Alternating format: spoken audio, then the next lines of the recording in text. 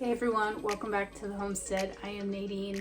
I actually just got my kids off to bed for the evening and I kind of just wanted to play around with some things with you guys. So a couple days ago, I posted a video about preparing for seed starting and just gave you guys some practical tips on what to get started with. And in those practical tips, I gave you some of my seed starting trays and pots and all of that stuff. And when I got all of my stuff moved over to my greenhouse, I realized I didn't have enough seed starting pots to start my seeds this year. So I had a decision to make. I needed to spend money one way or the other. I either needed to invest in more cheap, flimsy plastic seed starting trays or invest in some soil blockers that are potentially going to last me a lifetime. I decided to invest in some soil blockers. So I got these a couple days ago. It came as a set, so it came with this little one here. These I do believe are 3/4 of an inch by 3/4 of an inch. And there's 20 blocks here, so each one of these will give me 20 blocks. And then this one I do believe is 2 inches by 2 inches. And what's really cool about this one is it came with these little blocks, and so right now I have it set up with these little indenters for your seeds, but these can pop off and be replaced with these little blocks, which will make an indentation that perfectly fits these little ones here. So as you can see, they're just a little bit bigger. So these will plop right into this larger soil block come transplanting, which I thought was really cool. So these are the Ladbroke brand. And I can leave an Amazon link in the description below. This actually came as a set, so they came together. They came with the little indenters, the little block indenters, and then these deeper indenters as well for larger seeds. And then it came with this cute little pair of tongs to, I guess, grab the smaller seed blocks and put them into the larger seed block. So yeah, those are the 2 seed blockers that I got. I'm really excited to give these a try. There's a couple different reasons why I wanted to invest in the seed blockers versus the plastic trays. I'm on a limited budget. I don't have a lot of wiggle room as far as my budget goes for extra expenses. So when it comes to the cheap, flimsy seed starting trays, you know, the ones that I can afford, I can't afford like the bootstrap ones, the really heavy duty, robust seed trays. They're going to last a lifetime. I just don't have that kind of money to put out. And so I would have to continue buying the cheap plastic seed trays. The only problem with those is they don't last. They might last you 2 seasons if you're really lucky. But you're just going to have to rebuy those every year. Now, depending on how many of those you need to buy, it gets a little pricey, even with the cheap stuff. So with me having to make an investment one way or the other, it was a wiser decision for me to invest in a tool that makes a soil block that I can start my seed in, and those tools potentially last a lifetime versus me buy the cheap plastic seed trays that I usually do. So that's why I went with the tools, because this is going to outlive those cheap plastic trays. And I can already use these are 10 by 20 trays. This is what I would put my seed starting trays in to bottom water, and they worked out really well. So I think I can get another season out of these. They're already, like, these are the cheaper ones as well. So I'm just going to use them for this season, and then maybe I'll replace these with some more robust ones next year, because the soil blocks still need something to rest on. in order to water, transport, all of that jazz. So I'm just going to use my 10 by 20 trays this year, and maybe next year I will invest in some better ones. But so yeah, overall, this was just a wiser investment for me. I was probably going to spend more than this on my plastic trays. So this actually is going to save me money in the long run and the really, really long, like lifetime. So I'm really excited to do this. There's also a couple things in my research that I really liked about using soil blocks versus using the plastic seed starting trays. With soil blocks, you get something that's called air pruning with your seedlings. So when you grow your seedlings in a plastic pot,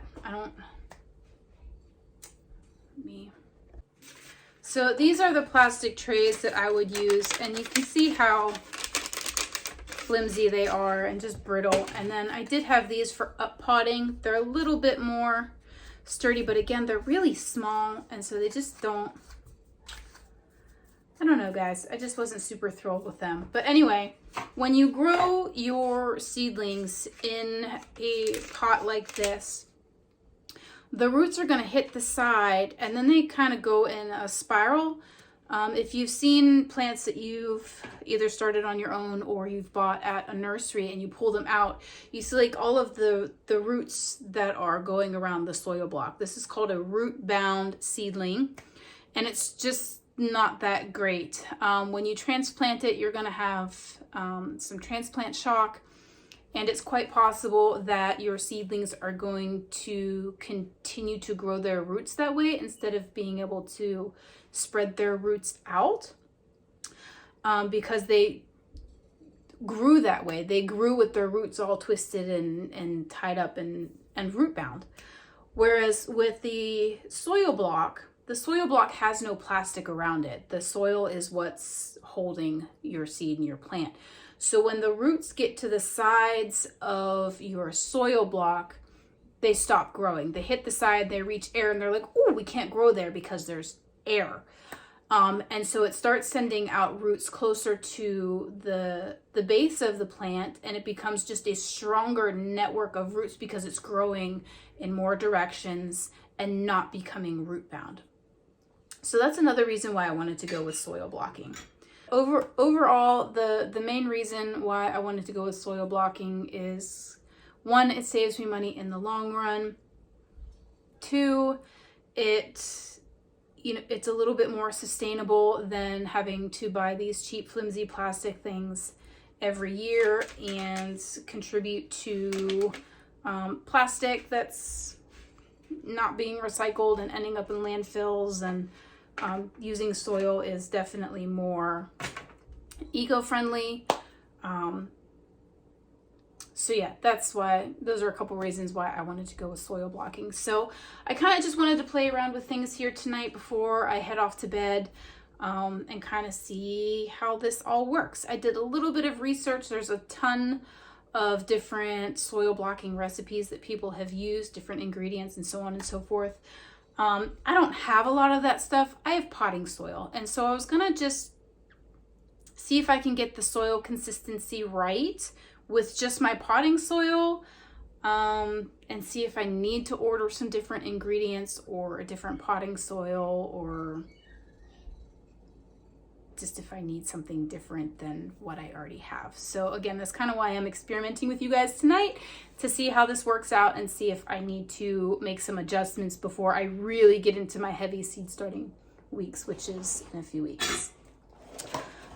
So what I read is that you need to do like 4 parts soil to about 2 to 3 parts water. You want a really, really wet consistency with your soil, because your soil blocks dry out very quickly, and it's very hard to get them rehydrated if they dry out. So you want to start with a very wet consistency, and when you squeeze it, so like you have like get a handful of the soil, and when you squeeze it, you want water kind of coming out between your fingers. So think back to your childhood years of making mud pies, and when you would squeeze it and all the water would come. That's kind of what you want. So I'm going to see if I can get that consistency with my potting soil. I am using Fox Farms Happy Frog potting soil. I just recently found out that this has peat moss in it, which isn't the best thing. It's not eco-friendly. Peat moss is very difficult to reproduce, so it's very unsustainable and it hurts our environments, but it's what I have on hand and it's what I've already bought this year, so I'm just going to use what I have because I've already invested and I'm not going to waste what I've already invested in. But next year I am going to be looking for something without peat moss and with a coconut coir instead, because coconut coir is already a byproduct of the coconut business. And it's extremely readily available. So it just makes more sense ecologically versus peat moss. So that's something that I'm going to be switching up in the future. But like I said, I already invested in this soil. I already had some. And so it's what I'm going to be using this year. But for future reference, try to stay away from peat moss and use coconut coir instead. So let me switch the tripod around for you guys and see if we can get some soil blocks made. All right, so I just have this yellow container. It actually had my kids' Play-Doh stuff in it, but it's all I had, so I just kind of dumped everything out and put it off to the side, and this is what we're going to be using today. I've got some warm water here, a measuring device. It's just a mason jar. My potting soil is off screen. I've got my 10 by 20 tray here, and we're just going to give these different soil blockers a try and see if I can get this consistency right, or if I need to invest in some different soil block recipe ingredients to make this work for my seed starting adventure this year. So let's go ahead and start with adding some potting soil and some water and see if we can make this happen. So we're gonna grab 4 scoops of this potting soil. Something that I might have a problem with is these larger, I don't know if these larger chunks might be a problem with the soil blockers, but we'll give it a try. So I might need to get a sifter of some sort to get these larger chunks of potting soil out of here, but we'll give it a try just for tonight. Like I said, we're just experimenting. We're seeing how this works. So we're gonna do 4 scoops of this potting soil.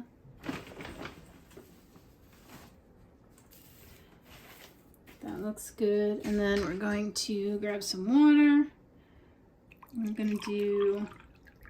We're just gonna do this in parts. So we're gonna do 1 part first and kind of envision our childhood years of making mud pies.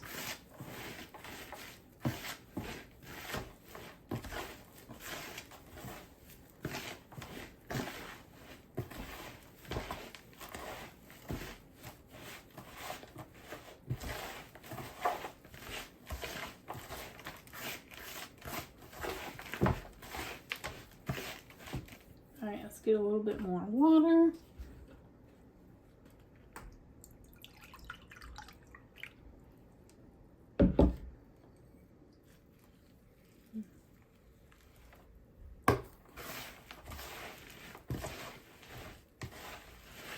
And we're kind of getting there.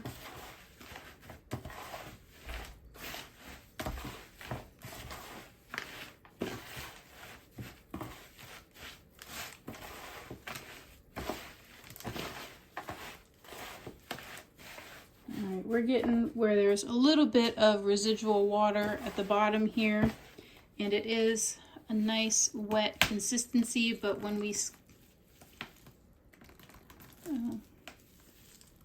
I guess I do have some water coming out there, but we'll see if this absorbs any more.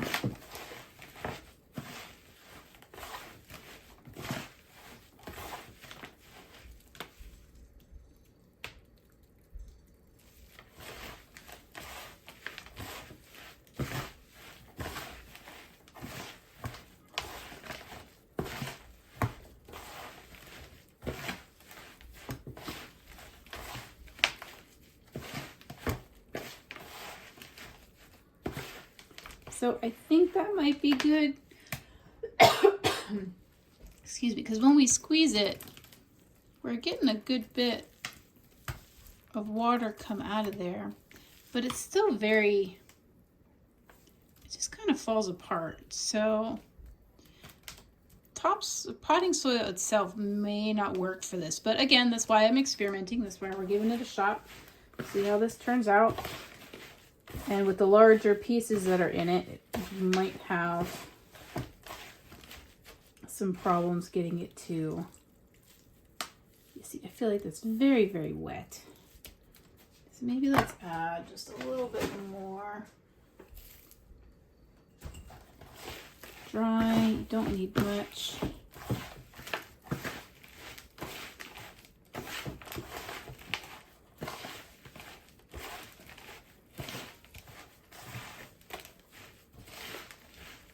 Is in my research and learning how to do this, they said you want kind of like a mud pie consistency where you're getting, it's still very, I don't know guys, we'll give it a shot. We'll see if this works. So let's start with the little one here. So we're going to push it down in.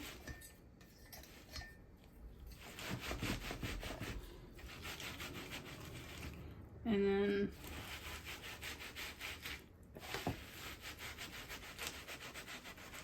see how this goes.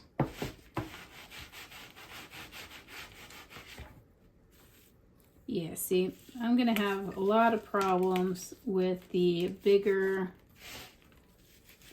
chunks of soil in here. So we're just going to pack it in there as best as we can.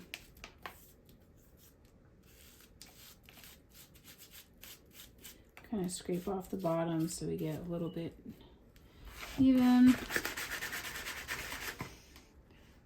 Alright, so that's what it looks like.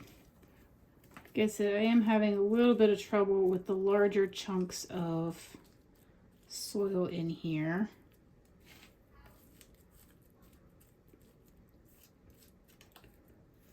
Alright, let's see what our blocks look like. So we'll shift some things out of the way.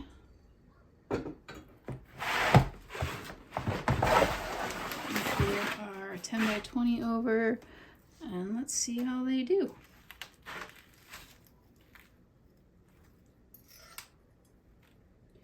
Well, it's not terrible, but it's not great either. They definitely don't hold together very well. Like some of the videos that I watched, there's not a clear indentation in there for where your seed is supposed to go. So these little ones, I don't think this mixture is going to work very well. So let's go ahead and try the larger ones and see if it works better with the larger ones, with the larger chunks of soil that we have in here, and go from there. So we'll set this one aside. And we'll give this bigger one a try. So, see if we can load it up.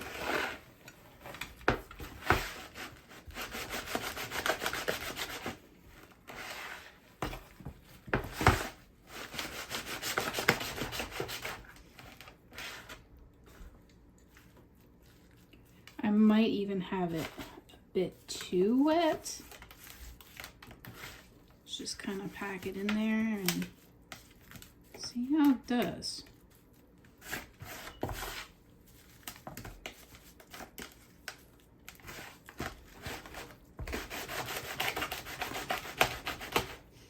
All right, so we're all loaded up in there. I do see some divots where the larger pieces have caused it to not fill up properly. But let's give it a shot in the tray here. So we're just going to put it down right here.